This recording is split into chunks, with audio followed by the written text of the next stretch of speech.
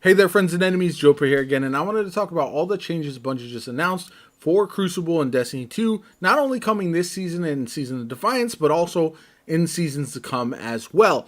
In the background gameplay, you're going to see me using an absolutely broken Adept the Immortal. This thing has target lock, rangefinder, hammer forge, and ricochet rounds, as well as a range masterwork. It's broken. If you want to use the Immortal while it's meta, right now is the perfect time. It's going to get nerfed along with the Ikelos SMG and Terriba sooner rather than later. Iron Banner has been a lot of fun. I'm glad it's 3 weeks this season, as well as rotating a different mode each time, because this week is Iron Banner Control, then Eruption, then Fortress, and I like the change so that way we get a little bit of variety. As far as the upcoming changes, we have a mid-season patch that is adjusting some of the matchmaking, which is cool. We're changing over from the quick play playlist that we have now to a control playlist that is going to have loose SBMM. And then we're also going to have a Crucible Relentless Rotator. This is going to be Clash, Rift, and Zone Control, which is going to be CBMM. The Relentless Rotator will be replaced with Trials when it is active. So the changes are pretty good. I think you're going to have SBMM for folks that want that playlist, and then a CBMM one for those that want that. And I know there's been a lot of talk about SBMM in the playlist in general.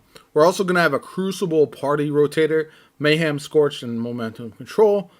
And yeah, that's fine. I hope Scorch gets replaced eventually, because I do want to see something else in place that has more gameplay focus, but we'll see what happens. Competitive, Rumble, and Private Match will remain always on going forward, so that's cool. Fireteam Matchmaking got changed, so that way, if you didn't know, essentially, they showed a graph that details how, if you're running solo in Iron Banner or Trials or anything like that, you are matching primarily other solos or sometimes duos. If you're running a 6-stack, you have a 95% chance that you will run into another 6-stack. That is crazy, and a good change, so that way you can limit the nodes that we have, and there's not population spread out between freelance and the regular one. And it shows the data that the Fireteam Matchmaking has actually been really effective to keep players in similar ranges. Like, you might match 1 or 2 players if you're a solo, you might match 2, 3, or 4 players if you're in a trio, etc., etc. And I think that's a good thing. So they show all those stats. Definitely check that out, because it is very interesting. But they did announce that they're going to be keeping that going forward, which I like. I like it in Iron Banner. I like it in Trials. And I think that's a good change. Now, as far as competitive, they do talk about how, even though it is based on MMR, as far as like a skill rating rather than your rank, the majority of players are finding themselves in the rank they belong according to their skill. So it's not really hampering people from getting there, as long as they play above a certain amount of games. Like, if you only play 5 to 10 games, you're not going to fall into the rank that you really believe you should be in, or your skill dictates that you should be in. But if you play like 10, 15, 20, 25 matches, as you get higher, you will fall in line with your rank. And that's why the rank, sometimes you can win a match and only get 5 points because you play lower skilled players or something like that. Very interesting to see, and I'm glad they show the stats, because I do feel like that is helpful for people when they're looking at, okay, why am I matching certain people? And it's ultimately because of their skill rating. Then we've got some other information. Yeah, they talk about skill matching versus rank matching, how is skill determined, all that kind of stuff. Very interesting stuff. I highly recommend you read if you're interested in that. As far as competitive rewards, they are adding a new sniper next season that is going to replace the Rose. They also are going to have an emblem available mid-season this season, and that there will be a stat tracker that allows you to put your current competitive division rank on PvP emblems. Good change. I like that. A new emblem will be for you if you hit Ascendant 3 or higher. So at the start of Season 21, yeah, that's when the Rose was replaced by a comp-only sniper. Rose will be available again in a future season, but will be unobtainable next season. Another emblem will be available next season as well if you hit Ascendant. And then Lord Shaxx will have a transmat effect for all players that reach Silver 3 or above. Not only is a transmat the first one you can earn directly through gameplay, it also uses some new tech that changes its appearance based on your current competitive division. I like that. Those are the types of cosmetics where players want to show off their rank. They show off they hit Ascendant, show their actual rank on their emblem, as well as show off their rank according to the transmat effect. I think that's a good change. And having every other season have a new weapon, theoretically, in comp is also a good change as well. So spawn overshield changes coming.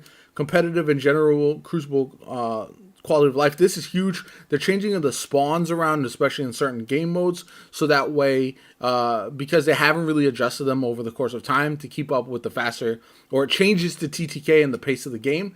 So I think that's good. Spawns have been a problem, especially on maps like Disjunction and a couple of those other maps that are a little bit bigger. So I like that change overall.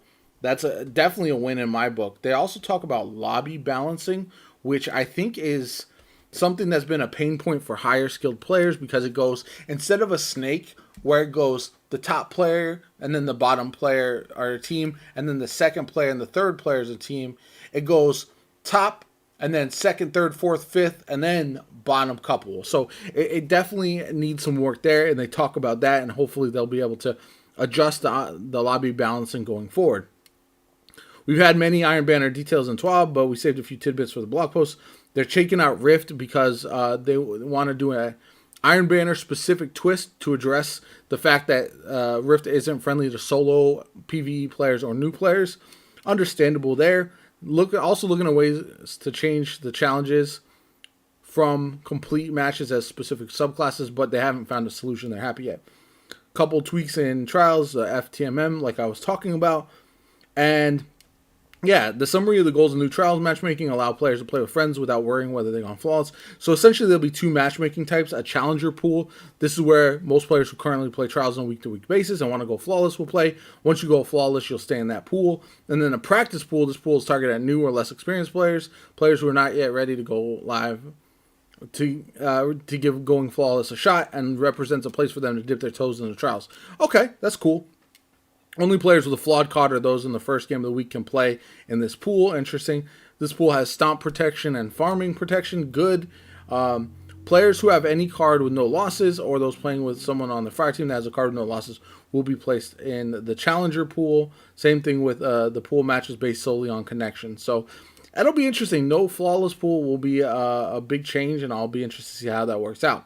So they updated passages. So wealth will reward extra trials rank on every win. Amount rewarded increases as your major rank increases. And then mercy will now forgive 2 losses instead of 1. Just like it was kind of in Destiny 1 where you had the old trials. Changes the Guild of the Flawless. Oh, so there was a glitch that allowed people to get the Glorious title. And they're fixing that. New and returning game modes. Countdown, I actually loved Countdown.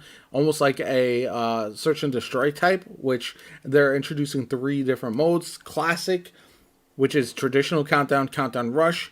It's a twist with featuring multiple Cabal charges per round, as well as Countdown Respawn, where you'll have 1 revive token per teammate.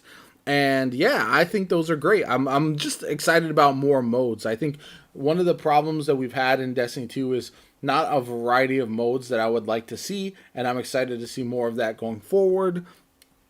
And then they also have a new mode coming, tentatively scheduled for Season 22, called Checkmate.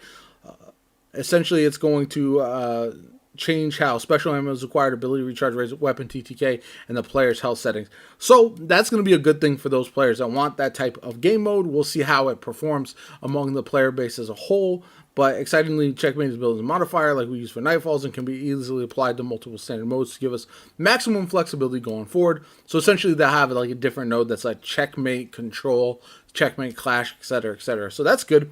And they're going to change up Momentum and Mayhem into those modifiers as well.